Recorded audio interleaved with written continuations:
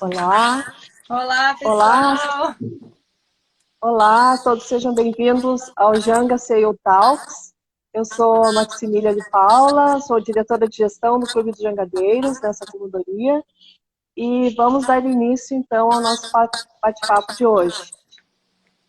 Eu vou dar alguns avisos. Primeiramente, eu aviso que a gente está ao vivo aqui no Instagram, e após essa live, a gente vai disponibilizar o acesso pelo Facebook e pelo YouTube do Clube dos Jangadeiros. As próximas lives, eu vou ler aqui para vocês, serão sempre nas quintas-feiras. A próxima vai ser no dia 14 de maio, e o título vai ser As motivações, desafios e experiências da vela de competição com o técnico Lucas Mazin, o Sorriso. Dia 21 de maio, às 20 horas também, vamos falar sobre a Galeria da Fama da Vela de Cruzeiro Brasileira, com Valdir Silva Filho, comandante do veleiro Mastership 2. Pois bem, vamos dar início, então. A tripulação do Unforgettable já está aqui com a gente, com o tema de hoje, Expedição Pacífico e os desafios da navegação de longo curso, com Geórgia e Olá! Diego, essa Olá, querida pessoal! tripulação. Eu andei no Instagram e no YouTube do casal e peguei algumas frases que eles deixaram lá postadas sobre eles. Eles são um casal a navegar nesse lindo planeta, a partilhar sua jornada e estilo de vida alternativo, criando conteúdo no mar. No canal do YouTube tem muitas coisas sobre o casal e sobre essa história dessa tripulação.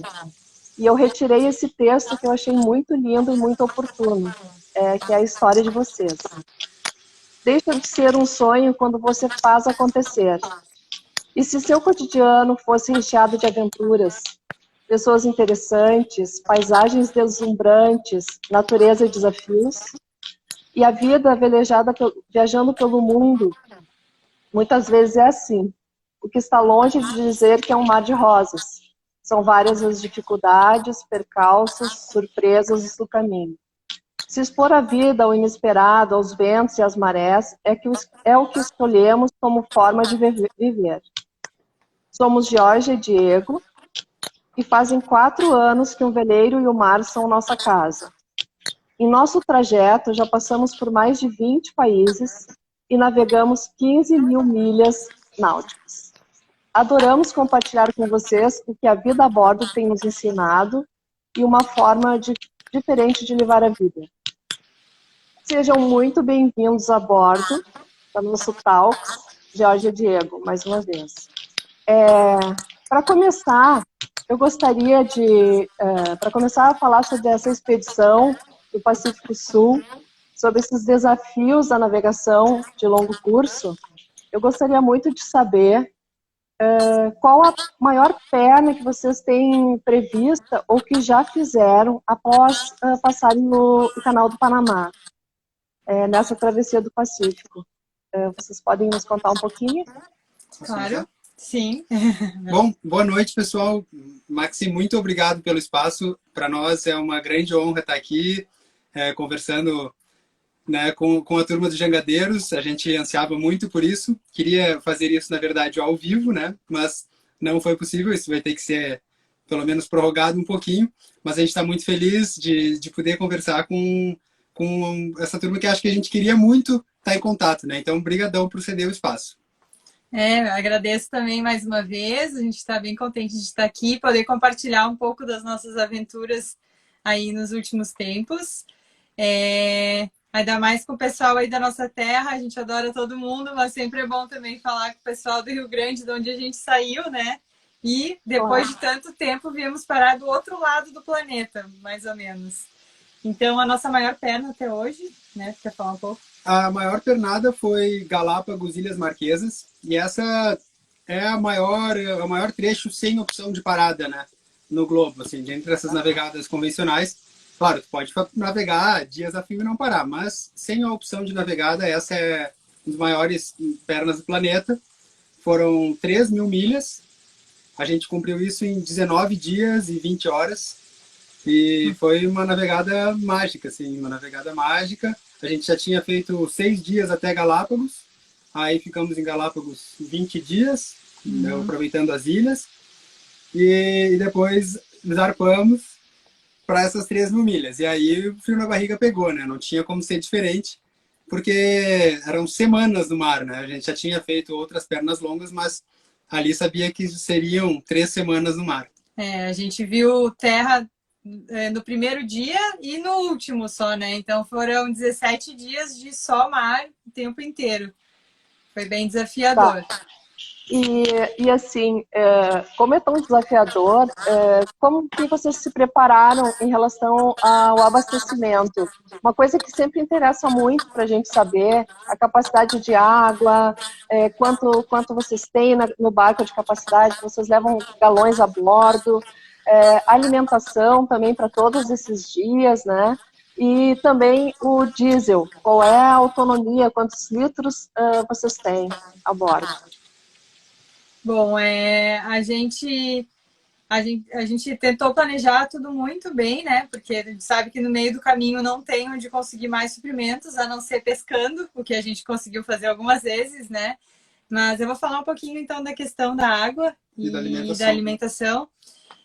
A água é o principal fator, na verdade, né? A gente mais importante, porque sem água doce, todo mundo sabe que, enfim. Então, o Unforgettable tem 2 tanques, né? No total de 600 litros de água. Então, numa travessia, o consumo de água na vida a bordo já é limitado. Numa travessia é extremamente limitado o consumo de água. Então, a gente levou tudo que a gente podia, os 2 tanques cheios com 600 litros, mais 4 galões, né? Não, 6 galões. 6 galões de 20 litros. Uhum. Então, na verdade, para essa travessia, a gente também contou com um dessalinizador de água, que a gente comprou um pouco antes de fazer a travessia, mas a gente não pode contar 100% nisso, né? Se estraga no meio do caminho. A preparação para uma travessia é sempre ter um plano A e um plano B, e se possível um plano C. Então, sempre tem que pensar, e se acontecer alguma coisa com isso? E se a água dos nossos... Então, também, a gente tem água nos tanques e água nos galões, porque se acontece alguma coisa com a água dos tanques e, de repente, contamina ou vaza, então a gente tem uma outra fonte. Então, a gente saiu com essas 3 alternativas. A ideia é que a água dos galões fossem usadas em último caso para emergência. Então, a gente não tocou nelas. Na verdade, não foi necessário, né? A gente chegou da travessia ainda com 100 e poucos litros de água, 80 litros de água. A gente tinha 80 que poderia usar e 20, 40 que eram para abandono, caso tivesse que pular na balsa salva-vidas. E foi tranquilo, nós viemos em 5 pessoas e deu bem, assim, a água não foi um problema, a gente rodou o dessalinizador por 2 horas, fizemos mais 140 litros, mas o pessoal comprou a briga muito, assim, então foi bem tranquila a água. Eu acho que fazendo uma coisa de 10, 15 litros por dia por pessoa, vai bem, sabe? A gente lavava a louça com água salgada na travessia, né? Só água salgada para lavar a louça. Quando possível, para cozinhar também, dá para misturar um pouquinho de água salgada com um pouquinho de água doce, para fazer uma massa, um macarrão, algo assim. Então a alimentação seria massa, seria produtos mais secos, assim, sem muito perecível, né? Na verdade, antes de sair do Panamá, a gente fez uma compra gigante. Né? Nós compramos muita coisa sobre isso, bem bacana. Inclusive porque os preços lá também são bons, então já é uma boa opção antes, né? E ainda mais quando tu não sabe o lugar que tu vai chegar, como é que vai ser. Então, enfim, nós abastecemos o barco, nós lotamos cada cantinho possível de comida. Então, principalmente comidas que não estraguem, tipo massa, arroz, frutas secas, feijão enlatado, muitos enlatados, né? E a gente também comprou frutas e vegetais, só que a gente sempre tenta comprar um pouco mais verde para durar um tempo. Então, até metade da viagem ainda tinha frutas e verduras. Depois começa a ficar um pouco mais... E o diesel, o barco tem capacidade de 420 litros de diesel. Nós levamos mais 200 em bambonas, foram 10 bambonas de 20 litros. E 620 litros no total. Mas também não foi um fator limitante, a gente conseguiu velejar 80% do trecho, foi só na chegada mesmo, ali quando já faltavam 200 milhas mesmo, que o vento parou e a agonia era forte demais, que aí a gente motorou. O resto foi tranquilo. Se não tivesse diesel, Tá. também daria. A gente tem muito assunto para falar com vocês e o nosso tempo, 1 hora, vai passar voando. Verdade. Então eu vou passar outra pergunta, que eu acho que essa a gente pode fazer quando vocês estiverem aqui em Porto Alegre, a gente faz umas 2 horas presencial, e tal. Uma coisa que me interessa muito é a questão da permanência do barco e da tripulação. Como é que vocês resolvem essas questões de permanência com as autoridades, né? Porque vocês estão aí no Pacífico e tem várias ilhas, e como é que fica? De uma ilha para outra já é outro país, tem que fazer entrada, saída, ou tem tipo uma combinação comum entre os países que os velejadores podem utilizar a mesma entrada para vários meses? Como é que é isso? Tá. Bom, a gente vem lidando com isso desde o Caribe, que também, né? Cada ilha é um país. E é isso. Tem cada país que tu chega, tu te apresenta às autoridades, alfândega, imigração e vigilância sanitária às vezes. Aí, normalmente, são escritórios próximos, assim, os países que já estão mais aptos, mais acostumados a receber os velejadores. É tudo uma estrutura com os 3 escritórios. Aí tu vai num, vai no outro, vai no outro. E faz a papelada, normalmente em 1 ou 2 horas tu resolve. Aqui, só para situar o pessoal, Polinésia Francesa é uma, eles dizem, um território extramarinho da França. Tá? Então é quase como se fosse um país. Polinésia Francesa. Polinésia é uma região. Polinésia Francesa é essa denominação política que é praticamente um país. Então, das Ilhas Marquesas até aqui o Tahiti, é tudo Polinésia Francesa. A gente fez a entrada uma vez só. Lá chegamos, fomos na Gendarmerie, que é o equivalente à Polícia Civil, mais ou menos, e fizemos tudo por lá. Estrangeiros chegando na Polinésia Francesa tem 3 meses de visto, se não aplicar. A Geórgia, por ter cidadania europeia, tem 1 ano de visto. Não, é ilimitado. Ilimitado, 1 ano de visto renovável, mas enfim. Que bom, Jorge, pode ficar e o Diego vai ter que sair. Mas eu tenho a sorte de ser casado com ela. Gostei dessa. Verdade. Eu fiz uma boa jogada e eu casei com ela, então eu tenho também alguns arregos aqui. Aí eu podia aplicar. Tá. Mas daqui para frente serão tudo ilhas diferentes e novos países, então a gente também vai ter que fazer todo o processo novamente. Tonga, Fiji, e cada vez que vai mudando de país, faz de novo. E o barco aqui na Polinésia Francesa, tu pode ficar 3 anos sem pagar imposto. Depois do 3º ano, tu tem que importar o barco. Aí paga 20, não sei quanto que é exatamente, é 15, 20% do valor. Exatamente, não sei. Até lá vocês já saíram. Já, espero que sim. Tá, bom saber desses detalhes. Muito obrigada. Também eu acompanho o canal de vocês, eu acompanho o Instagram, e eu vi que há pouco tempo vocês subiram o barco para fazer manutenção. Eu gostaria de saber, assim, como é que é a questão da reposição de materiais aí na região do Pacífico, né? Tem lojas náuticas, consegue comprar as coisas para o barco com facilidade, tipo, preciso de um anodo, preciso de cicaflex, preciso de vela, tem que fazer uma encomenda, tem que esperar, como é que isso, dentro do prazo de estadia em cada país, como é que vocês resolvem essa situação? Isso pode ser um empecilho para ir adiante, né? Sim. Aqui na Polinésia a gente encontra bastante coisa. Claro, não é muito diferente do Caribe, que tinha tudo. Aqui é um pouco mais limitado, né? Os preços, principalmente, são bem mais caros, porque questão de logística para chegar até aqui, acho que também não sei o quanto que tem de consumo, então também é um pouco mais caro. E mas algumas coisas precisam ser importadas, mas o básico tem. Porque tem muitos veleiros que chegam aqui, né? O primeiro destino de travessia, então sempre tem gente precisando fazer coisas no barco, assim. Mas definitivamente não é o melhor lugar para fazer manutenções. Fazer manutenção. A gente fez porque para preparar o barco agora, né? A gente estaria indo para a Austrália já na semana que vem. Então a gente fez para preparar o barco para essas 3.500 milhas que teremos adiante.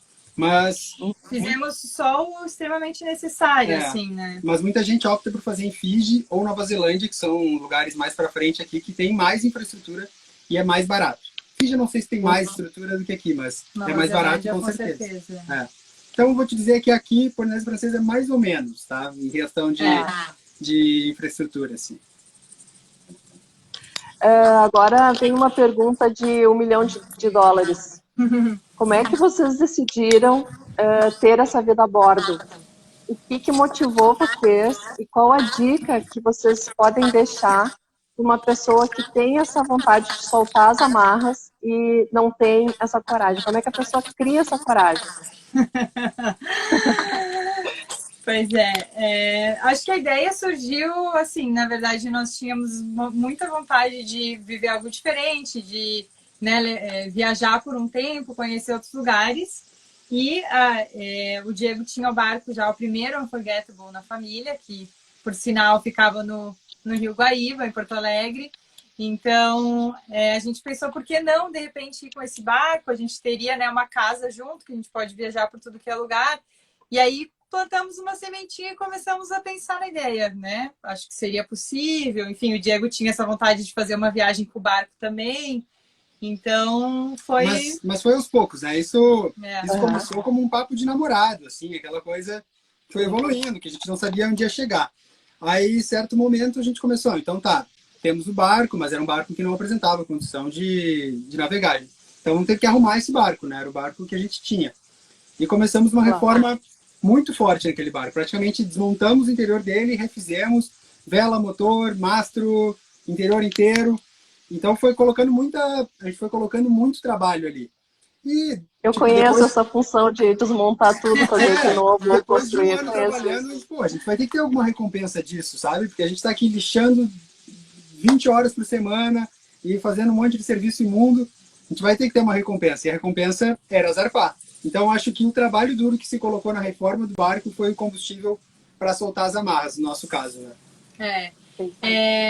E eu acho que, assim, eu não sabia quase nada também, sabia muito pouco. E eu acho que, assim, uma dica, de repente, é para ir devagar, sabe? Não precisa pegar e, de repente, já sair e fazer uma travessia gigante. Se tu estiver confortável, ok, mas... De repente, né, vai navegando aos pouquinhos, vai se acostumando, vê se tu gosta também disso, né? Antes das 3.000 milhas, a nossa primeira perna foi de 8 milhas. Né? Então... que foi saindo de Floripa até a Ponta dos Magalhães, que é a primeira ancoragem que tem ali perto.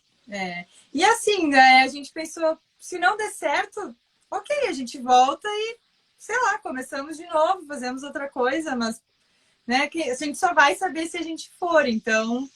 Acho que vamos tentar. Estamos aí 4 anos depois. Legal. E Maxi, só dá um salve. Tô vendo um monte de gente mandando um alô ali. Poxa, brigadão. Tô muito feliz. Tem muita gente bacana entrando e mandando mensagens aí. Abração, galera. Tô muito feliz de ver toda a turma aí.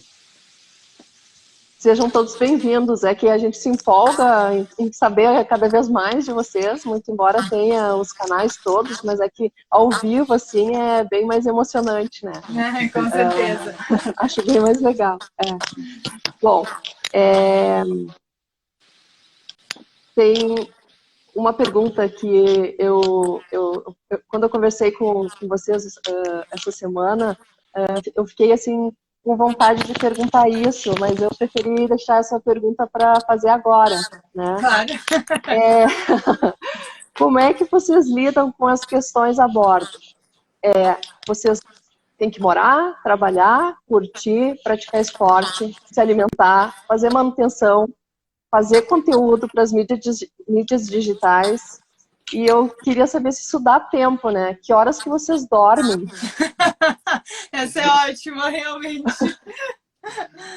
Pois a gente, no início, né, quando a gente começou a viagem, a gente ainda não fazia os vídeos, não tinha toda essa parte também das mídias, e então a vida era um pouco mais calma, assim, né? A gente teve um primeiro ano ali mais sossegado, mas depois que a gente resolveu trocar de barco, enfim, né, com um barco um pouco maior e começar com os vídeos, realmente a vida tem sido bem movimentada, né? O pessoal pensa que morar num barco vai ficar ali entediado sem fazer nada. A gente nunca consegue ficar sem fazer nada. E depois de um tempo, a estratégia que a gente adotou é para não ficar escravo do barco, como é muito fácil cair nessa pegadinha, momentos de manutenção intensa. Então, a gente está num lugar que não é tão legal, que a natureza não é tão esplêndida, ou que, sei lá, por alguma situação a gente está numa baía mais portuária, assim, e que tem infraestrutura. Ali a gente trabalha. E aí trabalha e faz a manutenção e o barco fica em dia. E aí depois, quando a gente está em outros lugares, né, mais cênicos assim, a gente curte, aproveita. E, claro, no meio de tudo isso tem todo um trabalho intenso. A G dedica, acho que, 25 horas por semana para botar um episódio no ar. É bastante trabalho, né, da edição. Tem a parte de gravação do conteúdo também, mas isso a gente já incorporou no nosso dia a dia. Hoje é um pouco mais fácil por isso, né? A gente está com a câmera quase sempre, então já facilita. Mas é um malabarismo, assim, porque a correria é o que possibilita a gente viver aqui, né? E a gente não tem a menor condição de reclamar, porque é a vida que a gente escolheu e estamos muito contentes, mas é um malabarismo. Acontece que no fim, né, a gente também tem que trabalhar e se virar. Então, o diferente é que a gente mora no barco e está viajando, mas também tem esse lado aí. Às vezes a gente trabalha, às vezes quando está mais difícil mesmo, a gente estabelece uma rotina e trabalha de segunda a sexta, horário comercial, e fica fazendo isso, sabe? E descansa em alguns outros dias mesmo. Tem umas outras questões, assim, tipo, vocês são um casal que estão velejando pelo mundo. Eu conheço alguns casais que fazem isso também, que estão pelo planeta lindo, né? Mas, às vezes, essa convivência a bordo, não por ser casal, mas qualquer convivência confinada pode ser um problema, né? E, assim, no barco eu vejo que as questões psicológicas, as pressões, os conflitos são, às vezes, muito intensos, né? Como é que vocês conseguem driblar isso? Vocês já tiveram momentos de muita tensão numa travessia, né? Vou dizer numa travessia, porque não a vida normal de já estar curtindo em terra e tal. Vocês conseguem falar sobre isso? Nas travessias, eu acho que esse é um aspecto fundamental, assim, que vai determinar o sucesso de uma travessia, né? Porque um clima ruim, ele pode desencadear toda uma série de problemas e aquilo ali vai refletir em cada coisa, sabe? Parece que uma onda negativa pode juntar e, sei lá, tirar o barco do rumo. A gente foi muito abençoado, a gente teve os melhores tripulantes que um capitão podia pedir em todas as travessias e sempre foi muito harmônico, assim. E acho que a gente tem isso como prioridade, sabe? Então, tudo é feito para isso. Quando alguém vem e desce a pegar uma água, todo mundo oferece essa água para todo mundo, sabe? Essa harmonia e esse entendimento entre a tripulação tem que permanecer assim. E acho que a gente, da nossa maneira, a gente consegue mostrar isso, apresentar isso para os nossos tripulantes. E até hoje todos abraçaram a ideia. E a gente escuta tanta história maluca. A gente chegou nas Marquesas e aí encontra um barco, encontra outro. E todo mundo dizia um absurdo que tinha acontecido. Um que só vomitava e brigava, o capitão que ficava pulindo a arma. A gente, meu Deus, mas que viagem dos infernos foi essa de vocês? E todos eram assim, e a gente se divertiu, a gente riu, a gente conversava, e eu não estou falando isso aqui para dourar pílula nem nada. Foi realmente, né? Tá lá no nosso vídeo, e eu acho que... E eu acho que também, assim, num momento mais de tensão, também tem que entender que não é pessoal, né? Às vezes, se alguém ali tá um pouquinho mais nervoso, não é uma coisa pessoal, e queira ou não queira, o capitão, tu obedece, não reclama, e aí não tem problema. Então, se tu confia nele e sabe alguém tem que ser o líder, né? Exatamente. E né, a gente sabe que no nosso caso, na maioria das travessias, enfim, que a gente teve tripulação, ou eu que também sou tripulação, o Diego aqui é o que entende mais, a gente confia nele, e quando a gente entrou aqui, a gente assumiu, ok, você é o capitão, você que vai determinar. Ele sempre aceita muito bem as sugestões dos outros, enfim, dá o espaço para cada um ter sua liberdade, mas acho que... E uma outra coisa é perceber também que essa flutuação de humor vai existir, né? Mas dá o espaço. Se a pessoa tá meio rançosa, todo mundo fica, eu fico, a Jorge fica, vai dormir, vai descansar. Às vezes é falta de sono, isso é uma coisa que afeta bastante, né? A carência de sono numa travessia longa. Depois de 2 semanas, tu dormiu 3 horas por noite, 4 horas por noite, tu tá estressado. Mas saber enxergar isso aí e dizer, não, eu tô estressado porque eu tô com pouco sono e eu vou relaxar e aí depois volta ao E eu normal. acho que como tripulante também tu tem que saber não passar isso para os outros. Eu não tô bem, então eu vou ficar na minha hoje, mas eu não vou contaminar o resto da minha tripulação, né? Deixa todo mundo feliz, eu fico aqui na minha hoje e amanhã eu volto com tudo, assim. Acho que isso é importante também. Eu acho que sim. Acho que o convívio em qualquer lugar ele deve ser conversado, a gente deve procurar harmonizar tudo isso, né? Mas eu gostaria de comentar que o convívio nessa live ele está extremamente bacana, porque nós estamos com um grande número de pessoas nos assistindo Que e eu ótimo. acredito que as pessoas merecem um agradecimento especial por toda essa participação De aqui com a acordo. gente nessa noite. Eu vejo os nomezinhos entrando ali, dá vontade de responder todo mundo, mas eu vejo cada oizinho que vem aí, eu vejo e tô amarradão. Vários Vamos dar um amigos. oizinho assim. Legal. Agora a gente vai pular para outro assunto completamente diferente, tá? Porque assim, aqui a gente sempre fica sabendo que tem temporada de furacão no Caribe, tem temporada de furacão aí, né, onde vocês estão. E aí a dúvida que me ocorre é como se preparar para esses furacões, né? Qual é a dica que vocês conseguem absorver dos locais, né? Porque assim, ou é para ficar num mangue, ou para colocar o barco no seco, ou para ficar numa marina, ou parar num lugar protegido, se é que esse lugar protegido existe, né? E também queria saber se em novembro vocês têm alguma ideia de onde estarão, já que é o início da temporada de furacões, né? Qual é o plano? Certo. Eu não sei se a gente é os melhores ou os piores para falar sobre isso. No momento, o plano é uma coisa que está difícil, né? Não, sendo que a gente já perdeu o barco para um furacão, eu não sei se a gente é bom ou ruim para dar dicas. A gente tem alguma experiência, mas não foi a estamos melhor aqui. Mas sim, tem o Caribe tem a temporada de furacão de julho a novembro, a grosso modo, agosto a novembro. E na época a gente estava nas Biviais e a gente optou por deixar o barco lá. O barco lá e a gente saía. Saímos, né? Então a gente saiu, casualmente, quando a gente estava saindo, estava vindo um furacão. E esse furacão vitimou o nosso barco, né? Destruiu o nosso e milhares e milhares de outros barcos que estavam nas Ilhas Virgens Britânicas. Mais disso também tem aí no nosso canal. O barco, desculpa, só fazer um adendo, estava no seco, né? Estava no pátio, caiu aí vai acontecendo o efeito dominó, né? O barco cai em cima do outro e todos os barcos do pátio vão sendo derrubados e destruídos de alguma forma. E aqui também, aqui não se chama furacão, aqui chama ciclone. Basicamente é a mesma coisa, mas é uma nomenclatura diferente. E a temporada de ciclone aqui acontece de novembro a abril. E, bom, dentro dessas áreas afetadas por ciclone, tem vários lugares que são mais afetados, menos afetados, uns que são quase fora da zona. Então, algumas coisinhas assim, né?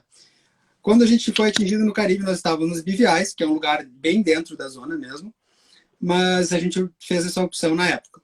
Aqui, a gente no Pacífico Sul, o Tahiti é no limite da área de furacão. Então, é raro acontecer, mas acontece a cada 15, 20 anos. E esse ano a gente optou por ficar aqui durante essa temporada de ciclone e não aconteceu nada. Se encerrou agora em abril, graças a Deus, não passou nada, mas a gente não quer estar dentro nessa área de novo, né? A gente quer estar... Dizem que o raio não cai 2 vezes, mas é bom não correr esse risco. Né? Eu acho que o melhor seria não estar, principalmente no Caribe, por exemplo. Eu não ficaria mais uma temporada de furacões numa região, nas ilhas principais, ali onde tem muito registro de furacão já. Se for para ficar, ficaria no barco, porque qualquer previsão eu pegaria e sairia navegando e iria embora. Claro, na hora sempre pode ser diferente, né? Eu tô falando hoje baseado no que a gente já viveu. Aqui o Tahiti é o limite, então a gente também não quis ir além daqui durante a temporada de ciclone. A gente falou, a gente vai ficar aqui e só vai sair quando acabar. Então eu também não iria além do Tahiti na temporada de ciclones aqui do Pacífico Sul. É. Minha recomendação é não fique nessa zona se for possível. Tem Fiji, Tonga, Vanuatu, são lugares que são bem propensos a ciclones. Então a gente evitou esses lugares. Teve um bem forte em Vanuatu, pegou um pouco de Tonga também. E então a recomendação, assim, porque a meteorologia hoje cumpre um papel bem interessante, né? Tu sabe, um ciclone vindo com 5, 7, 8, sei lá, às vezes 10 dias de antecedência. Então dá para manobrar um pouco se teu barco está em dia. Mas deixar um barco parado, assim, à própria sorte, numa marina ou num lugar assim, é muito difícil porque os eventos estão cada vez mais extremos, os eventos meteorológicos. Então, mais frequentes, o furacão que destruiu o nosso barco foi o mais forte registrado na história do Atlântico. Então, ninguém esperava aquilo, porque nunca tinha acontecido uma coisa daquelas. Então, a minha sugestão também nós deixamos fora, assim. no seco, fora d'água, porque imaginamos que seria o mais seguro, mas dependendo do evento, pode não ser também. Então, melhor é tirar o barco dessas regiões, minha opinião. Uhum, claro. E ainda me surgiu a dúvida em relação, por exemplo, as pessoas que não têm o visto como a Geórgia tem, de prolongar, né? Digamos que a pessoa já está expirando o visto dela, e aí entrou a temporada ruim, né, de furacões. Como é que ela faz? As autoridades se sensibilizam por algum... Olha, aqui então, uma estadia um pouco maior? Eles são bem generosos na questão do visto, porque tu pode aplicar, quase todo mundo que aplica para o visto de um ano consegue. Só que tu tem que aplicar antes de chegar. Antes de vir, né? Antes de vir aqui. Se tu chega aqui como brasileiro ou americano, enfim, não um cidadão europeu, é 3 meses e não tem muito choro. Aí o que o pessoal faz? Vai embora por 3 meses e depois volta para mais 3 meses. Porque se tu ficar 3 meses fora, tu pode vir de novo, sabe? Então, alguns americanos fazem isso. Ficam aqui 3 meses, daí sobem o barco numa marina, vão para os Estados Unidos e retornam para seguir viagem. Vão jogando com isso. Eu imagino que as autoridades entendam que a gente que tem que se programar e saber o tempo que a gente vai levar e sair antes ou depois, enfim, né? A programação para navegada longa, né, para um cruzeiro mundial, assim, tem que contemplar isso. E isso queria dizer, tem um site que abrange todas as burocracias e recomendações de entrada de todos os países do mundo, praticamente. Chama NumSite. NOONSITE. NumSite. Aí isso é uma bíblia, porque tem... E é alimentado pelos cruzeiristas também, né? Então, todo mundo põe informação, muita informação ali. Informação de ancoragem, burocracia, onde comprar gás, onde comprar... Então, isso aí é muito valioso. E é um site que... Está sempre sendo atualizado também, então acho que é legal, bem útil. Legal a gente publicar depois esse site para que as pessoas possam acessar e já verificar como é que isso funciona, né? Desculpe. O NumSite está para o mundo o que o Popa está para o Rio Grande do Sul. Mas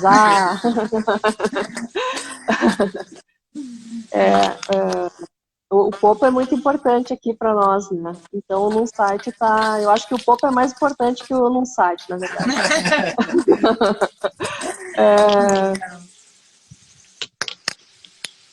Eu tô vendo aqui que chegaram algumas perguntas do nosso querido público, né?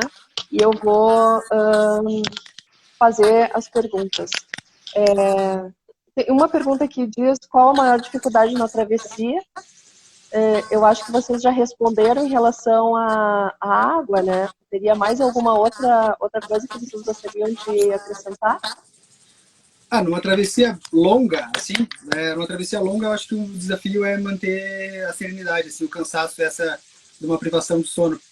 Ou, né? Que eu acho que é o que mais o pessoal... acho que é a cabeça, né? O emocional também, de estar sempre bem, enfim, de não ficar muito ansioso. Vamos chegar, falta muito para chegar, senão tu pira, né? Então... Guarda o relógio, né? Acho que manter a cabeça... Esse negócio de olhar o relógio a cada minuto deixa a pessoa mais nervosa e não anda, a hora não vai, né? Exatamente. Tem uma pergunta aqui que eu já vi vocês responderem em algum vídeo, logo que vocês começaram a modificar o jeito de publicação e tal. A pergunta é, por que falar inglês nos vídeos? Então, bastante gente, né, a gente sabe que pergunta sobre isso. Foi uma decisão que a gente já vinha pensando há muito tempo. Já faz 3 anos que a gente mora fora do Brasil e o contato que a gente tem aqui fora é basicamente com estrangeiros o tempo todo. Então, a gente nunca podia recomendar o nosso conteúdo, porque é uma pena, mas quase ninguém fora do Brasil entende português. Já inglês todo mundo fala. Então, foi uma ideia para realmente alcançar todo mundo. Assim, todos os vídeos têm legenda em português, porque o nosso público principal é o Brasil. A gente quer continuar divulgando as nossas aventuras e a cultura náutica no Brasil.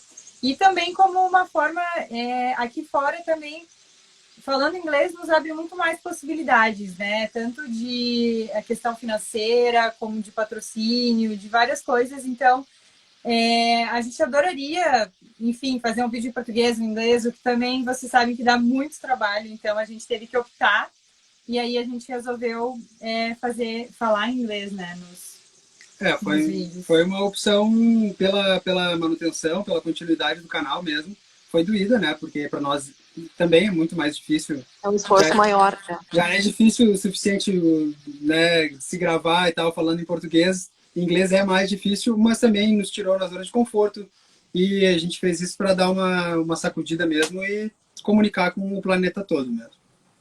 Continua aquela minha dúvida, que horas que vocês dormem, né? Tem que ainda pensar em inglês. Dá um trabalho a mais, realmente, mas vamos ver. E, Maxi, dizer só que o pessoal que está mandando pergunta, quem depois pode mandar direto no nosso Instagram ali, por mensagem para nós, né? Que aí a gente já responde, porque numa live só não dá tempo de responder tudo. Tem uma pergunta que chegou agora, quando o Unforgettable vem para o Brasil? Eu sei que vocês estariam no Brasil, mais ou menos nessa época, mas vocês dois, é por isso que a gente tinha combinado um palco presencial. Exato. Não sei qual é o plano. Se é que vocês vão voltar com esse barco, como é que é? Então, agora a gente está mais ou menos na metade do mundo até chegar no Brasil, então ainda está muito longe. Não dá. Tem Nova Zelândia, Austrália, Indonésia. Ásia, Europa, a gente também gostaria de passar, então a gente como a gente tem feito desde o início, a gente vai um passo de cada vez, assim, a gente vai pensando daqui, agora o nosso objetivo é chegar na Austrália. Quando a gente chegar na Austrália, a gente vai pensar no próximo, e assim a gente vai no próximo, e tem sido assim, né, desde então. Mas nós adoraríamos chegar no Brasil, quem sabe um dia, mas também a gente não pode ir com esse barco para o Brasil, porque o barco é estrangeiro, então a gente já sempre soube disso. Então, chegar com esse barco no Brasil não está muito nos nossos planos no momento, pelo menos, né? Quem sabe... que assim, o cruzeirista, ele é assim, ele tem essa característica, né, de ir uma milha de cada vez, né? Aos poucos. Então, a gente não pode ficar pensando no final da viagem, a gente pensa no meio do caminho, né? E ainda muda, tem muita coisa sempre, tem muita mudança, né? Exatamente. A gente nunca sabe o que vai acontecer, é tudo tão imprevisível. Isso. Vou fazer um parênteses rapidamente. Quando normalizar a situação, a gente quer muito ir para o Brasil, aí sem o barco, então espero que até o fim do ano a gente consiga, de repente, ou início do ano que vem, aparecer por aí, né? Que bom, vamos recebê-los aqui com todo carinho. Churrasco agendado que... o churrasco aqui não é muito bom. Aqui que é bom. Olha só, quem compartilha experiências como vocês e tem muita história, eu sei de muita gente que tem muita história legal, bacana, mas não tem também falta um pouquinho de coragem, assim, tem uma certa amarra para começar a produzir conteúdo. E como é que vocês deixariam uma dica para as pessoas se encorajarem também e terem o seu Instagram, terem o seu YouTube, contarem as histórias também? Porque o mais legal do cruzeirista é realmente poder contar para os outros e trazer mais gente para a vela, né? O que eu posso dizer, se quiser falar depois? assim, eu sei que no início às vezes a gente fica com vergonha, ou a gente não sabe, né, enfim, se é legal, ou que a gente, será que o que eu tô fazendo é legal? Será que vocês estão gostando? Eu tô me achando uma ridícula aqui, eu tô passando vergonha. Mas o feedback das pessoas é tão incrível. Quando tu começa a se expor e tu começa a produzir conteúdo, principalmente que seja útil e que possa agregar para as outras pessoas, tu começa a ver quanta gente legal, né, que tu conhece através disso, quanta coisa legal começa a aparecer. E é uma recompensa muito grande, assim, cada comentário que a gente recebe, cada pessoa que fala, ah, isso me ajudou, isso foi legal, isso me inspira, é uma inspiração para a gente continuar, na verdade. Sempre vai ter alguém que não se identifica com o teu conteúdo, com o que tu faz, mas as pessoas podem escolher, tem milhares de conteúdos por aí, quem vai te acompanhar é quem gosta. Então, eu acho que essa troca é super válida e é muito legal poder contribuir também um pouco, né? Além de estar ali entretendo, poder contribuir com conhecimento, com ideias, com inspiração, com o que for que seja, assim. E acho que uma coisa para contar a história, que a gente se cuida e se policia, é tu não deixar o dia a dia virar uma coisa padrão, assim, é ter o olhar de criança sempre, sabe? Sempre se deixar surpreender com novidades e olhar, meu Deus, olha essa montanha, e essa água, e essa lua, e essa pessoa que veio aqui, ter sempre curiosidade, assim, e enxergar aquela situação como única, né? Porque, na verdade, tudo é único, tudo é especial. Então, para contar a história, assimilar as coisas, assim, como uma criança vê o mundo, eu acho que é um bom passo para contar a história. Eu gostaria de saber também, eu e acho que muitas pessoas, né, que estão aqui nos assistindo, sobre o isolamento social que essa crise sanitária deu para o mundo. Como é que vocês estão aí frente a essa crise? Vocês estão com restrições? Vocês estão isolados? Vocês podem navegar? Como é que é? Como é que são a história dos mantimentos? Como é que vocês recebem a alimentação aí? Como é que vocês conseguem comprar, né? Bom, a gente está numa ilha que se chama Huahine, aqui na Polinésia Francesa. É uma ilha bem pequena, deve ter, sei lá, 5 mil habitantes. Mas a gente deu a sorte de estar aqui quando começou tudo isso. Então, na verdade, essa semana acabou o confinamento aqui na Polinésia. Os casos registrados foram só no Tahiti, em Moréia. Logo que começaram os casos, eles isolaram as ilhas. Então, até o momento ainda segue, estamos proibidos de navegar e o trânsito entre ilhas não tem aviões e nem os barcos. Então, ninguém pode circular de uma ilha para outra. Então, eles mantiveram os casos só lá no Tahiti. Então, na ilha que a gente está, não teve nenhum caso registrado. E agora, então, ainda tem algumas restrições, mas a vida está voltando ao normal aos poucos. Uhum. Vou dizer que, assim, para nós foi... Claro, é muito mais legal quando não está em quarentena, em confinamento, mas a gente se virou bem, né? A gente sempre tem o barco abastecido de comida, o mínimo possível, assim. Confesso que nessa vez, como nós íamos para o Brasil, nós não estávamos mais comprando muita coisa, a gente foi pego um pouco desprevenido, mas o mercado aqui ficou aberto, então a gente conseguiu, logo que começou, fazer uma compra maior, nos abastecemos. Água da chuva, tem chovido legal, então a gente tem se abastecido de água faz, sei lá, um mês que a gente está só com água da chuva para tudo, e tem sido bem tranquilo. A gente pode nadar ao redor do barco, o que é ótimo também, dá um alento. Então, nesse momento, eu acho que a gente não pode reclamar, assim. A gente veio parar num... Acho que é um dos... Paraíso. É um lugar que eu não posso dizer que seja ruim para citar agora, assim, né? Só não pode navegar, tá? A navegação tá restrita ainda. Acho que dia 15 eles vão anunciar alguma nova coisa. Talvez, pode ser que permitam, pode ser que estendam essa proibição. Mas a gente está na mesma baía faz 2 meses, praticamente. E a questão de ter afetado os planos, né? Essa é a mais isso foi chatinha. A gente estaria saindo agora do Tahiti no dia 18 de maio, 20 de maio, enfim, para ir para Tonga, justamente por aquela questão dos ciclones, né? E faria Tonga, Fiji, Vanuatu, Nova Caledônia, para chegar à Austrália até novembro, dezembro. Então agora tá tudo estranho, porque Nova Zelândia está fechado, Fiji está fechado, Tonga está fechado, então a gente tem que esperar. E eu sei que esses lugares aí são todos lindos, e vocês já vêm passando por lugares lindos desde que o barco levantou a âncora aqui do Brasil.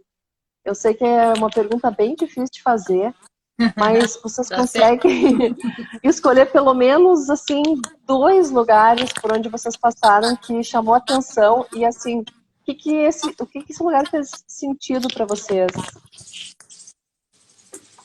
Então, essa é uma pergunta que sempre é difícil de responder, né? Porque tem muitos lugares lindos, como a gente já disse outras vezes, assim, depende muito também, cada pessoa tem uma experiência diferente no lugar, né? Então, eu vou falar da nossa, às vezes, né? Tipo, não é porque o lugar é mais bonito que ele vai ser o mais legal. Então, tem muito O que faz sentido, né? do momento de cada um tá ali, assim, né? Das pessoas que tu conhece, interage. De natureza, de mar, água cristalina, mergulho, eu acho que a Polinésia Francesa, dos lugares que a gente já passou, não vi igual, assim. As Tuamotus, principalmente, que é o arquipélago das Tuamotus, a cor da água é ridícula, assim, tipo, é inacreditável mesmo. E muita vida, né, muito preservado, muitos lugares preservados ainda, bem isolados, então isso eu acho muito especial. Eu gosto também da cultura aqui, tem uma cultura Exato. ancestral muito forte, né? Essa questão da cultura polinésia, ela é muito presente. São mulheres de flor na cabeça, aquele homem que parece que saiu do filme da Moana, todo tatuado e tocando ukulele. Então, tem essa coisa muito forte e isso é muito bacana, né? Tipo, sai daquela coisa plastificada do mundo todo igual, assim. Isso aqui é bem bacana, assim. Quando a gente chegou nas Marquesas foi um choque cultural enorme. E ver que as pessoas vivem com bem menos, vivem de maneira muito mais simples. Então, isso aqui na Polinésia está sendo bem, bem bacana e impactante. Mas o Caribe teve lugares também bem lindos e que nos causaram melhores as impressões, assim. Do Caribe, eu colocaria dos lugares, do aspecto geral, que eu mais gostei foi Barbados, que não é um lugar tão náutico, na verdade é um lugar meio difícil para barco, mas é uma ilha que nos tocou muito. E Grenada, que aí sim um grande lugar para velejadores, porque tem uma comunidade enorme de barcos, tem umas 4, 5 baías no sul da ilha, que são maravilhosas, ótimas ancoragens, tem loja náutica pra caramba. Ótimo. É seguro, né? Um lugar bem seguro. E as pessoas são super simpáticas, queridas, então eu também gostei muito de lá. Mas eu posso falar várias. Eu dou uma pergunta. Tá. Eu fico imaginando que lugares são esses, né? Uma curiosidade incrível para conhecer também. Só de ver as fotos que vocês têm postado já dá um estímulo enorme para pegar um barco e ir atrás de vocês. Que bom, quem sabe, hein, Maxi? E chegou uma pergunta agora, é uma curiosidade, acho que todo mundo, né, que ainda não embarcou, não soltou suas amarras. Como você se mantém e se vocês poderiam nos dar uma estimativa, assim, tipo, sei lá, por ano, por mês, se vocês têm mais ou menos esse controle, né, entre manutenção, entre marina, entre tudo que tem que comprar, né, tudo que se gasta passagem aérea para voltar de vez em quando para o Brasil, sei lá. Sim. E turismo que se faz também, né? Então. Sim. Bom, hoje a gente vive basicamente do Unforgettable Sailing, né? Então, o nosso canal do YouTube, os nossos apoiadores, que são incríveis. Aproveitar para agradecer muito todos eles que apoiam as nossas produções, nos ajudam a continuar trazendo os vídeos toda semana. Então, isso faz uma diferença enorme para a gente. Além disso, a gente se vira às vezes como pode. O Diego faz alguns trabalhos freelancer na área de oceanógrafo, então às vezes ele consegue fazer alguns trabalhos como freelancer. A tripulação também, quando a gente recebe tripulantes que ajudam com as despesas, então isso também dá uma força, né? E vocês fazem charter vai ou aparecendo. A gente faz charter assim, raramente, eu diria.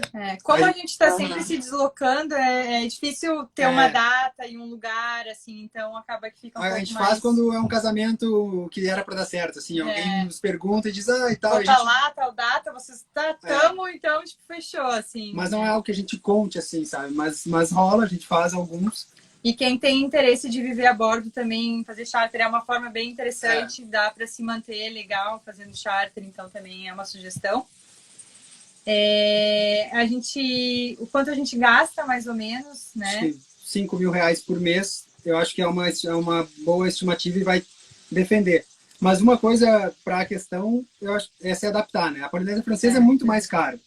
Então aqui a gente tem muito menos luxo. Aqui a gente tem que viver de uma maneira muito mais simples do que a gente estaria no Panamá, por exemplo, que a gente poderia comprar um biscoito mais barato, uma cerveja mais barata. Então tem que ter essa adaptação ao lugar que tu tá. É. Porque muda muito, né? Aqui, restaurante, esse tipo de coisa, é tudo super caro, então a gente vai muito pouco e aí acaba limitando um pouco. Isso que o Diego falou, né? Agora o dólar, enfim, real tá um pouco...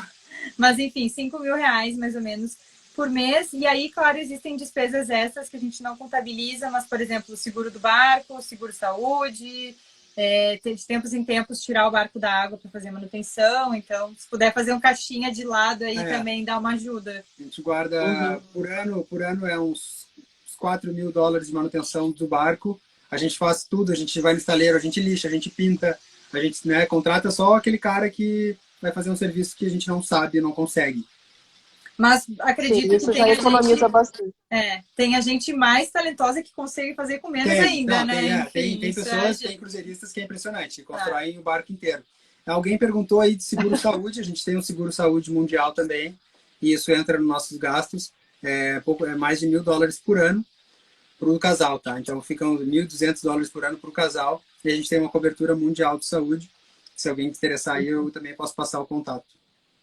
Pode, de repente, se vocês quiserem passar nos stories ou depois entrar na página do Jangadeiros e fazer comentários sobre essas dicas. Claro. Esse site que vocês mencionaram, né, essa dica de seguro, quem sabe seja uma ótima opção, porque aqui a gente não vai conseguir responder todas as perguntas, então, se não der tempo, vou pedir para a nossa audiência não levar isso a mal, né?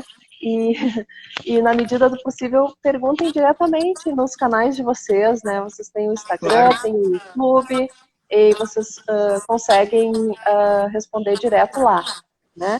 Até porque esse vídeo ele vai ficar no canal do YouTube do Jangadeiros, vai também ser postado no Facebook, e depois a gente vai disponibilizar o link para vocês vocês possam também publicar, e aí as pessoas podem entrar lá e comentar dentro do próprio vídeo, né? Ótimo. Eu tenho mais várias perguntas para fazer, só que o nosso tempo, ele é muito curto. Essa live, ela voou, ela realmente foi muito produtiva, foi muito bom conversar com vocês. Mas eu não tenho tempo para fazer todas as listas de perguntas que temos aqui. Então, assim, eu gostaria que a gente se encaminhasse para as considerações finais, que vocês deixassem um recadinho para todo mundo, já agradecendo essa maravilhosa audiência que tivemos hoje. A participação de vocês foi fantástica, então eu peço que vocês façam as considerações finais. Vamos nos encaminhar para a despedida. Legal. Desculpa que a gente fala sem parar, né? A gente gata uma primeira aqui e vai. É o efeito do confinamento, só tem a Jorge para conversar. Pois é, a gente só tem uma outra. A minha sugestão é para o Instagram que ele pode aumentar esse tempo de live, né? Sim. Que a gente sabe que o máximo é 1 hora. Seria bom. Mas, bom, pessoal, primeiro, muito, muito obrigado a cada um que mandou uma palminha, mandou um oi. A gente está lendo tudo aqui. E é isso. Obrigadão a todos. Quem quiser acompanhar mais, quem quiser saber mais da nossa história, a gente tem feito um vídeo semanal, pelo menos, em nosso canal. E a gente conta um pouco dos lugares que a gente passou. Também a gente dá dicas de manutenção, dicas de vida a bordo. Né? A gente elenca umas histórias ali que aconteceram conosco. E isso é o nosso trabalho hoje, é a maneira que a gente tem de seguir navegando. E a gente conta com os nossos apoiadores para seguir navegando. Então, quem puder assistir o vídeo, deixar like, comentário, compartilhar o nosso trabalho, isso é muito importante, não é uma questão de a gente estar buscando joinhas, porque isso impulsiona realmente, isso vai nos levar adiante.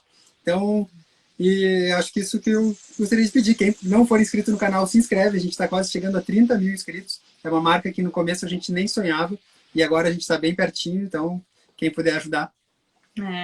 Acho que o Diego falou tudo, basicamente, né? Muito obrigada a todo mundo. Obrigada ao Jangadeiro também pela oportunidade de a gente estar aqui. Tô vendo até familiar aqui na listinha, que legal. E quem quiser ajudar também, além do Apoia-se e do Patreon, que são sites de financiamento contínuo, né? Que o pessoal escolhe, pode comprar camisetas também. A Georgia, recentemente, uma coisa que a gente não falou aqui, ela lançou um livro de culinária a bordo, que tá lindo, lindo, lindo, fantástico. Entra no site www.unforgettableSailing.com e tu baixa o livro de graça. E tá super bonito, tem as melhores comidas. E quem baixar vai ter o gostinho de estar a bordo do Unforgettable. E aí baixa e diz se gosta ou não. Eu vi, o e-book tá maravilhoso. Eu ia dar parabéns para vocês, então. Muito obrigada. Já baixei lá o e-book, já tô olhando ele. Que bom. Muito obrigada. O nosso tempo realmente está acabando. Eu tô com medo até que a live caia, então assim, muito obrigada. Vamos esperar o contato de vocês para um encontro presencial. Sem essa regra do Instagram de 1 hora, a gente vai poder ficar um pouquinho mais, né? Agradecer ao Paulo Dariva, né, que intermediou a coisa toda. Isso, muito obrigada. Então, até qualquer dia. Bons ventos para vocês. Obrigado para todos que estiveram com a gente nessa live. Muito obrigada, Maxi. Obrigada, pessoal. Tchau, tchau. Obrigadão, Janga.